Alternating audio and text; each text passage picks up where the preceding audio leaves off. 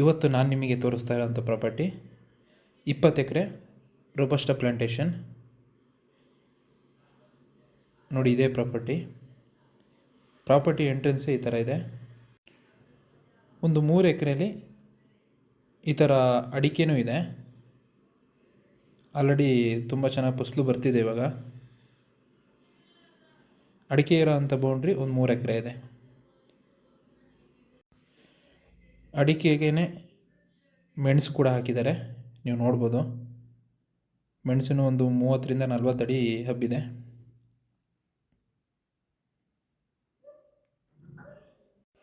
ಹಾಗೆಯೇ ಪ್ರಾಪರ್ಟಿ ಒಳಗಡೆ ವೆಹಿಕಲ್ ಹೋಗಲಿಕ್ಕೆ ಅಂತ ಹೇಳ್ಬಿಟ್ಟು ಒಂದು 10ರಿಂದ 12 ಅಡಿ ರೋಡ್ ಮಾಡ್ಕೊಂಡಿದ್ದಾರೆ.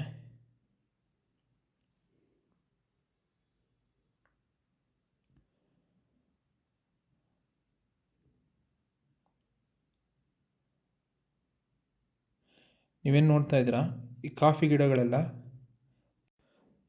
ಕೆಲವೊಂದು ಗಿಡಗಳು ಚಿಕ್ಕದಿದೆ. ಇನ್ನು ಆಲ್ಮೋಸ್ಟ್ 90% ಒಂದು 20ರಿಂದ 25 ವರ್ಷದ ಗಿಡಗಳು ಅಂತ ಹೇಳ್ಬೋದು ಇದು.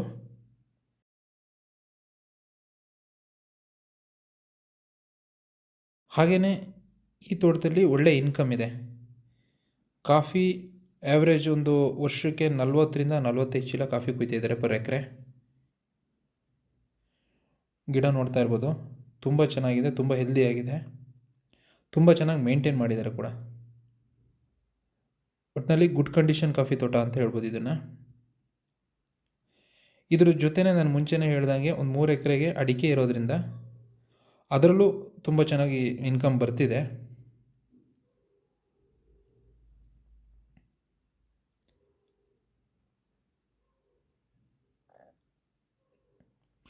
ಈ ಪ್ರಾಪರ್ಟಿ ಲೊಕೇಶನ್ ಬರೋದು ಸಕಲೇಶಪುರ ತಾಲೂಕು, ಹಾಸನ ಜಿಲ್ಲೆ ಬರುತ್ತೆ. ಹಾನ್ಬಾಳ್ ಟೌನ್ ಏನಿದೆ ಅಲ್ಲಿಂದ 8 ಕಿಲೋಮೀಟ್ರು ಡಿಸ್ಟೆನ್ಸಲ್ಲಿ ಈ ಪ್ರಾಪರ್ಟಿ ಸಿಗುತ್ತೆ. ಡಾಂಬರ್ ರೋಡ್ ಏನಿದೆ, ಆ ಡಾಂಬರ್ ರೋಡಿಂದ ಒಂದು 500 ಮೀಟ್ರು ಮಡ್ ರೋಡಲ್ಲಿ ಹೋದರೆ ಈ ಪ್ರಾಪರ್ಟಿ ರೀಚ್ ಆಗ್ತೀವಿ. ಮತ್ತು ಈ ಪ್ರಾಪರ್ಟಿಲಿ ತುಂಬ ಚೆನ್ನಾಗಿರೋಂಥ ವ್ಯೂ ಇದೆ. ಹಾಗೆಯೇ ಈ ತೋಟಕ್ಕೆ ನೀರಿನ ವ್ಯವಸ್ಥೆ ಅಂತಂದರೆ ಈ ತೋಟದೊಳಗಡೆ ಒಂದು ದೊಡ್ಡದಾಗಿ ಕೆರೆ ಇದೆ. ಮತ್ತು ಈ ಏರಿಯಾದಲ್ಲಿ ಮಳೆ ಬಗ್ಗೆ ಹೇಳಬೇಕಂತಂದರೆ ವರ್ಷಕ್ಕೆ ಸರಾಸರಿ ಒಂದು 90ರಿಂದ 100-110 ಇಂಚುವರೆಗೂ ಮಳೆ ಆಗುತ್ತೆ. ನಾನು ಮುಂಚೆನೇ ಹೇಳಿದೆ ನಿಮಗೆ, ಈ ಪ್ರಾಪರ್ಟಿಯಿಂದ ತುಂಬ ಚೆನ್ನಾಗಿರೋಂಥ ವ್ಯೂ ಇದೆ ಅಂತ ನೀವು ನೋಡ್ತಾ ಇರ್ಬೋದು.